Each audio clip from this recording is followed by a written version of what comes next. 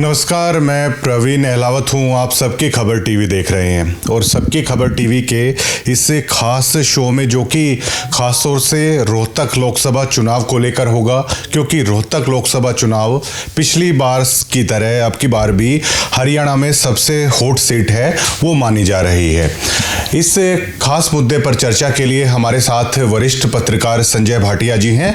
और देखिए, संजय भाटिया जी बेहद अनुभव भी रखते हैं पॉलिटिकल पत्रकारिता का, और ख़ास तौर से दीपेंद्र सिंह हुड्डा ने अभी तक लोकसभा के 4 चुनाव लड़े हैं और चारों चुनाव को ही बारीकी से संजय भाटिया जी कवर भी कर चुके हैं, जिसमें 3 चुनाव दीपेंद्र सिंह हुड्डा जीते और जो पिछली बार का चुनाव था उसमें दीपेंद्र सिंह हुड्डा डॉक्टर अरविंद शर्मा है उनसे हार गए थे।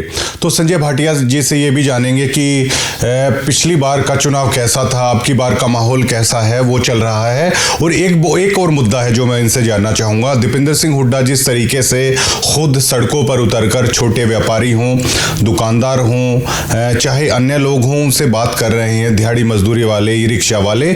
और कल भी दीपेंद्र सिंह हुड्डा का झज्जर में प्रोग्राम था स्थानीय दुकानदारों का, व्यापारियों का, उससे क्या प्रभाव है खासतौर से झज्जर में देखने को मिला है, वो उनसे जानने की कोशिश करते हैं। भाटिया जी, सबसे पहले स्वागत है आपका करना चाहेंगे। धन्यवाद आपका।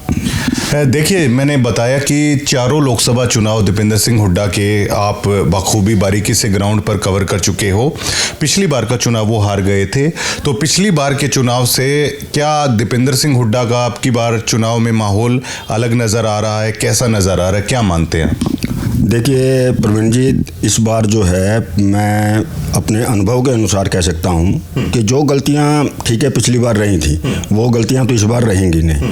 रही ग्राफ की बात, तो अरविंद शर्मा जी सांसद तो बने, लोगों ने चलो वोट दिया, बड़ा चाव से दिया, लेकिन वो लोगों की उम्मीदों पर खरा नहीं उतरे। इसके पीछे मेन कारण आप हम पत्रकारों को पता भी है, आम जनता को भी पता है कि आरंभ में उनका मुख्यमंत्री के साथ थोड़ा सा विवाद सा रहा, उसके बाद वो रोहतक के अंदर मनीष ग्रोवर जी के साथ थोड़ा से विवाद के अंदर रहे।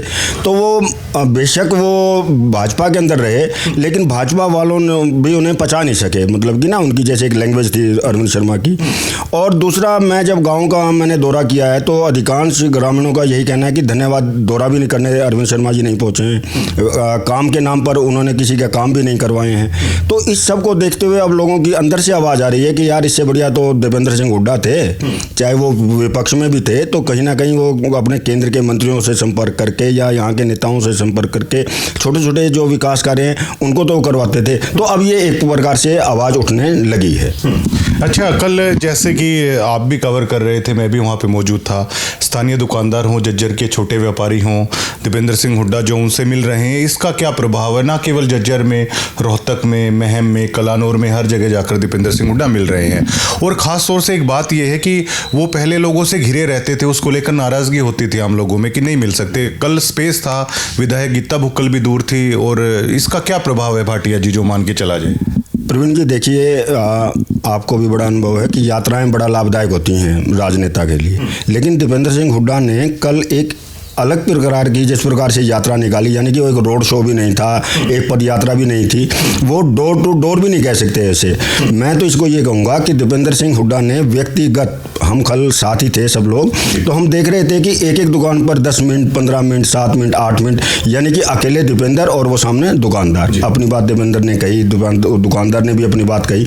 तो ये जो एक कम्युनिकेशन गैप था आम पब्लिक और दीपेंद्र के बीच में, ये काफ़ी हद तक दूर हुआ है। और ये कल आपने देखा होगा 400-500 मीटर का दायरा था और उसे कवर करने में दीपेंद्र को 8 साढ़े 8 घंटे का समय लगा। मतलब लोग मिलना चाहते हैं। और ये दीपेंद्र के कानों तक ये बात पहुंच भी रही थी कि क्योंकि उनके साथ देखो, एक उनका एक क्रेज है, एक वो लोग युवा उनको आइकॉन मानते हैं, उनको पता चल जाए गाँव के लोगों को कि दीपेंद्र आए हुए हैं, तो किसी के बस का नहीं रहता, वो 250-300 लोग तो आ जाते हैं। लेकिन कल के दौरे को थोड़ा गुप्त रखा गया था, शहर का दौरा था।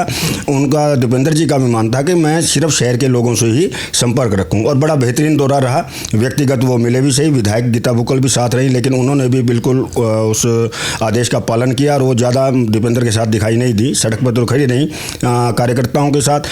अब बात रही कि इसका क्या प्रभाव पड़ेगा, तो मैं व्यक्तिगत तौर पर दीपेंद्र जी जहाँ जहाँ से निकले, मैं उन दुकानदारों से भी मिला था।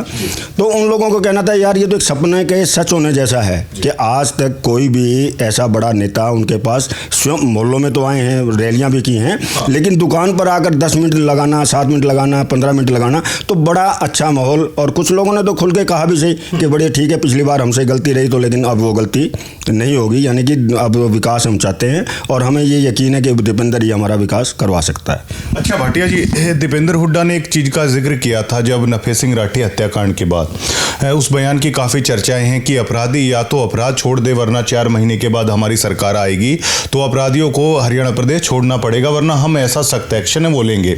वो बयान काफ़ी वायरल हुआ था। तो क्या आप व्यापार मंडल की खबरों को भी काफ़ी सालों से लगातार है वो कवर करते आ रहे हैं और ये बात किसी से छुपी नहीं है कि पर्चियां हैं वो व्यापारियों को डाली जा रही हैं। तो क्या दीपेंद्र सिंह हुड्डा जब व्यापारियों से मिल रहे हैं और इस बात का भी जिक्र है कि हमारी सरकार आएगी तो अपराध मुक्त हरियाणा की तरफ हम जाएंगे, तो क्या दीपेंद्र सिंह हुड्डा के ग्राउंड पर व्यापारियों के बीच जाने से इस बात को कितना बल मिलता है, कितना भरोसा व्यापारियों को होता है कि अगर ये लीडर आते हैं तो कम से कम अपराध मुक्त की तरफ है हरियाणा जाएगा? इसका कितना प्रभाव व्यापारी कितना भरोसा कर पा रहा है? अब प्रवीण जी देखिए, ये सभी को पता है, मुख्यमंत्री भूपेंद्र सिंह हुड्डा जब हरियाणा के पहली बार बने थे तो ये सच है कि अपराध बिल्कुल मुक्त हो चुका था हरियाणा। अब बात रही वर्तमान जो एकदम अचानक अपराध बढ़ा है हरियाणा के अंदर और विशेषकर झज्जर जिले के अंदर है, रोहतक में है, जींद, इधर जहाँ भी है, लेकिन जो गिरोह बड़े हैं। अब देखिए, दुर्भाग्य ये है कि जितने भी व्यापारियों के पास है या कहीं गोलीकांड हुआ है, बीजेपी के लीडर नहीं जा रहे हैं, वहाँ पहुँच रहा है सिर्फ दीपेंद्र सिंह हुड्डा। अब व्यापारी भी इस बात को चर्चा लेकर करते हैं कि भाई दीपेंद्र सिंह हुड्डा अपने सारे राजनीतिक कार्यक्रम छोड़कर जब एक पीड़ित व्यापारी के पास जा रहा है तो उससे एक व्यापारी तो अपनी सुरक्षा चाहता है। व्यापारी चाहता है मैं शांति से इतना पैसा लगा रहा हूँ, मैं शांति से व्यापार कर सकूँ। तो दहशत तो चाहे वो सोनीपत में कांड हो, चाहे वो रोहतक में हो, दहशत तो यहाँ के व्यापारी को भी होती है। लेकिन अब जिस प्रकार से दीपेंद्र सिंह हुड्डा पीड़ित व्यापारी के पास जा रहे हैं, चाहे वो कोई हलवाई है या कोई भी है, तो उससे यहाँ के व्यापारियों में भी एक आत्मविश्वास बना कि दीपेंद्र सिंह हुड्डा अगर आते हैं तो वास्तव में ये दोबारा से एक बार ये अपराध मुक्त हमारा क्षेत्र होगा। और देखिए भाटिया जी, एक बात पहले चलती थी कि एक क्षेत्रवाद भी एक मुद्दा होता है। देखिए, कास्टिज्म भी एक मुद्दा होता है, लेकिन साथ साथ क्षेत्रवाद भी एक मुद्दा होता है। क्या झज्जर के लोग इस बात को समझ रहे हैं कि अगर देखिए, वैसे तो राजनेता तो कहते हैं कि पूरे हरियाणा प्रदेश की हम नेता हैं, राजनीति करते हैं, लेकिन क्षेत्रवाद की भी एक जगह होती है। क्या झज्जर के लोग इस बात को अब समझते हैं कि अगर अपने क्षेत्र का लीडर होता है, अपने क्षेत्र से कोई मजबूत आवाज संसद में या प्रदेश में होती है तो उससे विकास में फायदा मिलता है? इस बात का कितना जो ग्राउंड पे है समझा जा रहा है? देखिए, 10 साल जो लोगों ने एक सत्ता का सुख लिया, ये तो बिल्कुल सच बात है कि झज्जर तो बिल्कुल पिछड़ा हुआ इलाका था, लेकिन हुड्डा साहब के मुख्यमंत्री बनने के बाद, दीपेंद्र के सांसद बनने के बाद यहाँ पर विकास की एक प्रकार से बयार सी भाई। एम्स आया है, नया बस अड्डा हमारा बना, रेलवे जो बड़ी मांग थी झज्जर की पता कितने वर्षों पुरानी, वो पूरी हुई। स्टेशन पे रेल की सीटी सुनाई दी लोगों को, बड़े बड़े पुल बने, बड़ी बड़ी सड़कें अच्छी बनी।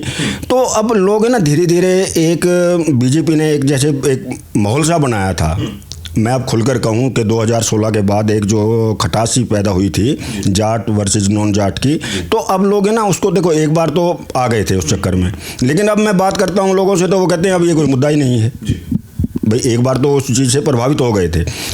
विकास के मामले में अब लोग कांग्रेस को याद कर रहे हैं, ये कड़वी से चाहिए। आप भी यहाँ रहते हैं, आप भी देखते हैं झज्जर छोटा सा शहर है, लेकिन विकास के मामले में बिल्कुल पिछड़ा हुआ है। अगर ये बात हम लोग कहते हैं तो वो लोग थोड़ा बीजेपी वाले बुरा मानते हैं कि हमारी आलोचना हो रही है, जबकि मैं उनको ये कह रहा, हमारा कहना है कि हमारी आलोचनाओं को गलत ना लें।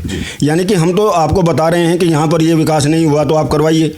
अब ना तो बीजेपी का कोई लीडर उस विकास को करवा रहा है, ना सड़कों को करवा रहा है। अब लोग उस पुराने दिनों को याद कर रहे हैं कि जब हुड्डा साहब का शासनकाल था तो देखो यहाँ गीता बुक्कल मंत्री थी, वरिष्ठ नेता हैं झज्जर के राज सिंह जाखड़ जी, उनका दरवाजा था।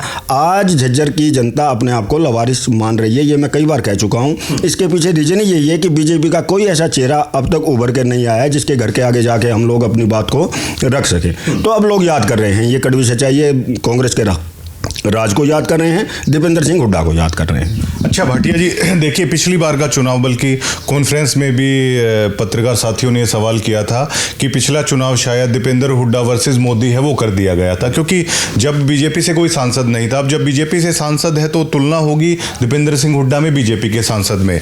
तो क्या उस मामले में बीजेपी यहाँ से पिछड़ गई? बीजेपी का पिछड़ने का कारण मैंने आपको बताया, जैसे कि वर्तमान सांसद डॉक्टर अरविंद शर्मा हैं। अब ये तो साहब आम जनता भी अब बहुत जागरूक हो चुकी है इस बारे को लेके। उनका भी ये मानना है अगर अरविंद शर्मा यहाँ के प्रबल दावेदार होते दोबारा से तो उनको अब तक डिक्लेयर कर दिया जाता। लेकिन अब बीजेपी का जो हाईकमान है उन्होंने कहीं ना कहीं कमियां देखी होंगी, या तो उनके पास कोई ऐसी सूचनाएं गई होंगी, तो नाम अनाउंस नहीं हो रहा है। दीपेंद्र सिंह हुड्डा ने अपने आप को बिल्कुल डिक्लेयर कर दिया है कि मैं चुनाव लड़ूंगा जी। तो अब तक भाजपा चुनाव बिल्कुल नज़दीक है। अब तक कैंडिडेट हमारा रोहतक से, जबकि इसको हरियाणा की एक हॉट सीट माना जाता है, तो आखिर इसके पीछे रीज़न क्या है? अब तो ये तो बीजेपी बताएगी किस कैंडिडेट को उतारेगी। लेकिन वर्तमान में दीपेंद्र सिंह हुड्डा रोहतक लोकसभा सीट से मुझे नहीं लगता कि आसपास उनके कोई ऐसा कोई प्रत्याशी है, चाहे बीजेपी कितना मंथन भी कर ले। अब नाम कई आ रहे हैं, काफ़ी आ रहे हैं, लेकिन जो चेहरे, जो नाम दीपेंद्र हुड्डा के सामने आते हैं तो आम आदमी कहता है भाई ये तो दीपेंद्र तो पार जाएगा, 11-12 बजे तक तो डिक्लेयर हो जाएगा, दीपेंद्र जीत गया। यानी कि इस प्रकार से एक माहौल बन चुका है।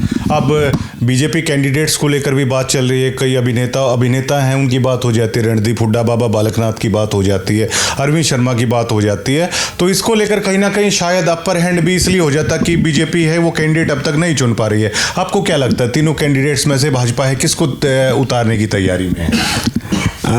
प्रवीण जी, ऐसा है कि भाजपा का अब जो पिछले 3 चुनाव हुए हैं, मुख्यमंत्री जो बदले गए हैं, तो एक हम सोचते रहते हैं ये आएगा, लेकिन हाईकमान पता नहीं ऐसा चेहरा ले आता है जो जिसकी कोई संभावना भी नहीं होती है।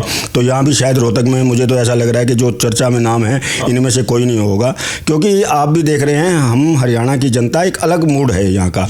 ना तो ये नेताओं से, ये जो खिलाड़ी हैं उनसे प्रभावित हुई। अब पिछली बार ये जो उपचुनाव था बड़ौदा का, योगेश्वर दत्त जी को उतारा गया, पहलवान थे, अंतर्राष्ट्रीय पहलवान रहे, तो उनको भी कोई भाव नहीं दिया। तो यहाँ का मतदाता, हरियाणा का मतदाता एक अलग किस्म का मतदाता मैं मानता हूँ कि अभिनेता वगैरह जो हैं इनसे कोई ज़्यादा लगाव नहीं है। ठीक है, भीड़ तो इकट्ठी कर लेंगे वो, लेकिन वो जो वोट ले जाएंगे, दीपेंद्र हुड्डा के खिलाफ वोट ले जाएं, ऐसा असंभव है।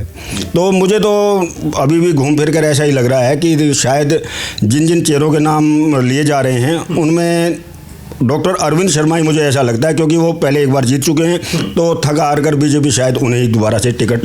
लेकिन इतना जो वक्त लग रहा है, शायद उनकी इमेज तो डैमेज कर ही दी शायद। हाँ, ये बिल्कुल सच्चाई है। देखिए, एक प्रवीण जी, इस पूरे रोहतक लोकसभा क्षेत्र में पिछली बार 2019 से कोसली बड़ा चर्चा में रहा कि कोसली, यानी कि कोसली अगर साथ दे, कोसली ने ये किया। लेकिन अब हमने भी कोसली का दौरा किया है, तो वो बात नहीं है कि वो कोसली पूरा का पूरा बीजेपी के पक्ष में है, क्योंकि अब मैंने कुल मिलाकर लोग विकास चाहते हैं। ठीक है जी, जातिवाद से ऊपर उठ चुके हैं, अब ना थक चुके लोग। वो कहते हैं भाई हमारे काम होने चाहिए। अब देख लिया उन्होंने, नारेबाजी में कुछ नहीं रखा, ठीक है जी, भाषण में कुछ नहीं रखा। तो लोग, मैंने कोसली का भी दौरा किया हुआ है, तो अहीर बहुल्य क्षेत्र है वहाँ पर, वहाँ भी मैं गया। लेकिन ऐसी धारणा बनाई जा रही थी कि ये जाति इनके खिलाफ है, ये जाति, लेकिन अब मैं कह रहा हूँ ये सब भ्रम जो है ना टूटते जा रहे हैं। अच्छा भाटिया जी, आप तो दीपेंद्र सिंह हुड्डा के चारों चुनाव हैं वो देख चुके हैं। जब तो राजनीति में बिल्कुल वो नए थे, शायद हम भी इतना नहीं जानते जितना संजय भाटिया वो दीपेंद्र सिंह हुड्डा के बारे में है वो जानते हैं। तो कैसा व्यक्तित्व भाटिया जी मानते हैं राजनीति में, किस तरह का उनका व्यक्तित्व है, किस स्वभाव के हैं? थोड़ा सा दर्शकों के साथ अपना अनुभव एक बार आप शेयर। देखिए प्रवीण जी, ये तो अब मैं तो अपने मुंह से क्या कहूँ, लोग सभी जानते हैं हरियाणा का, ये तो पूरा हरियाणा गवाह है। बीजेपी के लोग भी इस बात को मानते हैं कि दीपेंद्र सिंह हुड्डा एक सरल व्यक्ति हैं, बड़ा एक अच्छा स्वभाव है। देखिए, सबसे बड़ी बात हम जो देखते हैं, जब उनके पिता मुख्यमंत्री थे, यानी कि मुख्यमंत्री राजा होता है प्रदेश का, तब भी कोई तड़क भड़क नहीं थी, कोई सिक्योरिटी नहीं थी, आम पब्लिक के बीच में जाना। तो वो जो एक छवि दीपेंद्र हुड्डा की बनी, एक ईमानदार छवि भी बनी, एक अच्छे नेता की बनी, एक अच्छे वक्ता की बनी, तो ये मैं सबसे बड़ी खूबी मानता हूँ कि उनका जो एक सरल हृदय है ना, जो बात वो अपने सामने कह सकते हैं, वो किसी अन्य नेता के अंदर मैंने नहीं देखी है। जितना मतलब कि इनके अंदर सादगी,